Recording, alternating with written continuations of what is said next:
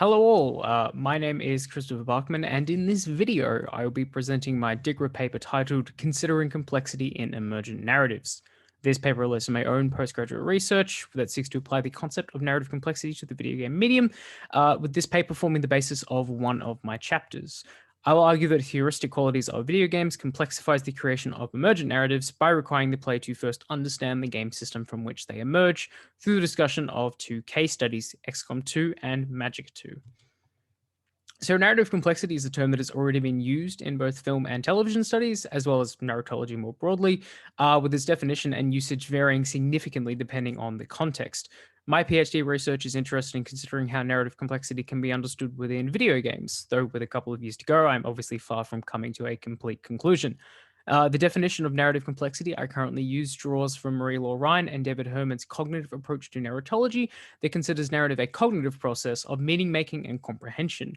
Complex narratives thus refer to narratives that, either temporarily or permanently, challenge this process of comprehension and require meaningful cognitive effort to decipher. My research argues that narrative complexity manifests in video game through a multitude of different avenues, but here I am specifically focusing on one type of game narrative, that which has been called emergent narratives. Emergent narratives typically are prefaced on the creation of a sort of narrative sandbox that gives a game system enough variety and distinct elements for players to construct their own story through the act of playing. There is some contention over the description of emergence, and numerous other terms have been offered as alternatives, but here I'll stick with emergence as the term likely to be the most familiar to people. In line with my use of Ryan to define narrative, I think about emergent narratives based on how much narrativity a game system includes, rather than the binary is it or is it not a narrative. This means that emergent narrativity appears when gameplay contains the conditions of narrative, such as existing in a spatially defined world, consisting of a causal sequence of events and involving goal-motivated characters. This adds a degree of variability to emergent narratives based on how much a gameplay sequence resembles a story. Emergent narratives are often affiliated with the simulation genre, such as The Sims, but really it can appear in any game that fulfills the conditions of narrativity via its gameplay.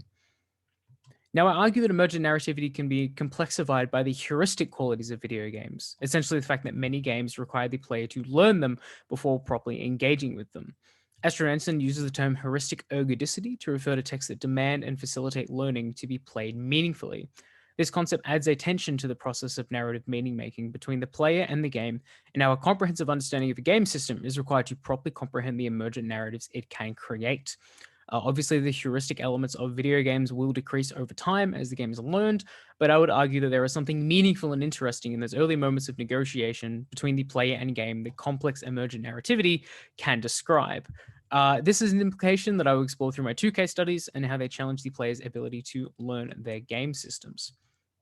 So my first one, XCOM 2, is a turn-based strategy video game released in 2016 and created by Firaxis, the same developers behind the Civilization series, which is also often heavily renowned for their ability to create emergent narratives too. It follows the player as commander of resistance group XCOM as they attempt to overthrow the new alien rulers of Earth after failing to stop their invasion in the previous game. XCOM 2 has been chosen as a case study based on how its various systems create entertaining emergent narratives, most notably being its customization and randomization. So each soldier in XCOM 2 can be customized within a variety of parameters, thus allowing people to make their own unique characters, original characters, recreate their friends, or just make themselves like I often do.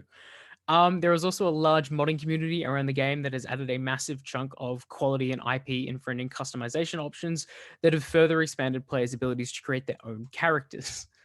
The other key element of XCOM's gameplay, and one that is not infrequently derided, is its reliance on randomization, both in its levels and how each attack has a percentage chance of succeeding. This creates a both highly dramatic and, in this particular instance, highly comedic emergent narrative moments. These two major elements in tandem facilitate the creation of gameplay sequences with a high degree of narrativity.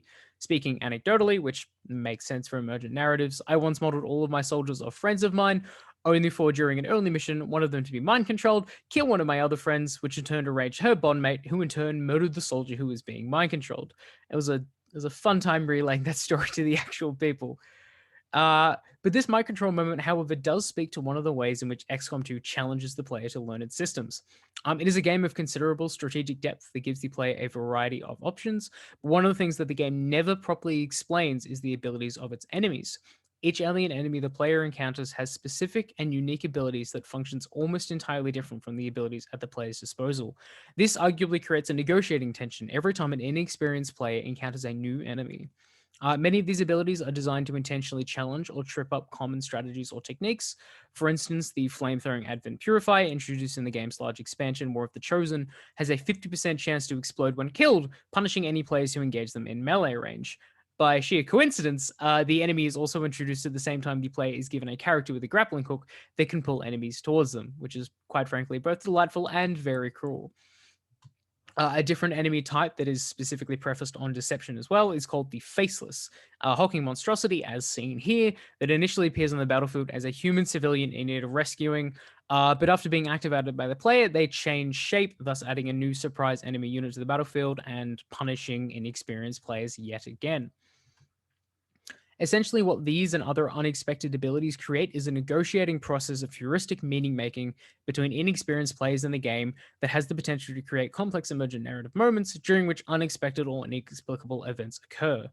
Note, this argument is not exclusive to XCOM 2 in that it can be applied to theoretically almost any game which refrains from expositing on different systems to surprise or confuse the player. You'll also note that I only refer to these as narrative moments typically because their complexity is contained and will inevitably be resolved as the player continues to learn the game's systems. Thus, it would be much more likely for an inexperienced player to encounter complex emergent narrative moments as opposed to an experienced player multiple playthroughs into XCOM 2. So a supplementary example of complex emergent narrativity comes from the, frankly, chaos of my second case study, Magicka 2. Magicka 2 is a 2015 action co-op game by Pieces Interactive, in which you play as up to 4 mages traversing a self-admitted generic fantasy land.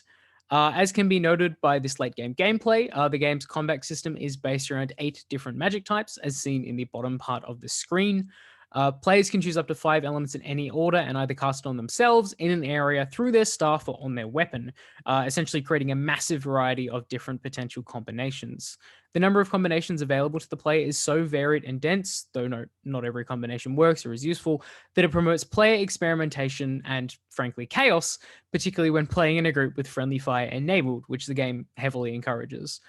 This chaos has the potential to create often highly comedic emergent narrative moments whenever a player unintentionally discovers a spell or interacts with another player's spell in unexpected ways. These narrative moments can vary from accidentally setting another player on fire to launching them off a cliff or somehow summoning a meteor hurricane in the middle of combat. An anecdotal example of mine occurred when a friend and I were playing through the tutorial of the game and messing around with a few magic types we unlocked to that point. Somehow, my friend managed to create a spell, target me, and make my character's head explode. And to this day, I still have zero idea how or what exactly happened for that to actually take place. We were also still so early into the tutorial that we had not figured out the spell to revive one another yet, thus leaving my friend to complete a lot of tutorial on his own just by sheer experimentation. The potential for complex narrative moments in Magicka 2 is far greater than XCOM 2, both because the system incentivizes chaos and experimentation, but also because learning the system in question is far more difficult. Rather than remembering how a specific alien behaves, the player essentially must memorize dozens upon dozens of different combinations. This complexity is somewhat mitigated by a hotkey bar for certain more complex spells, as well as there being a degree of logic to the way magic functions. For instance, fire and water create steam, stone and fire create a fireball, and so on and so forth. But in all accounts, the game is essentially designed to facilitate a vast variety of comedic, complex narrative moments.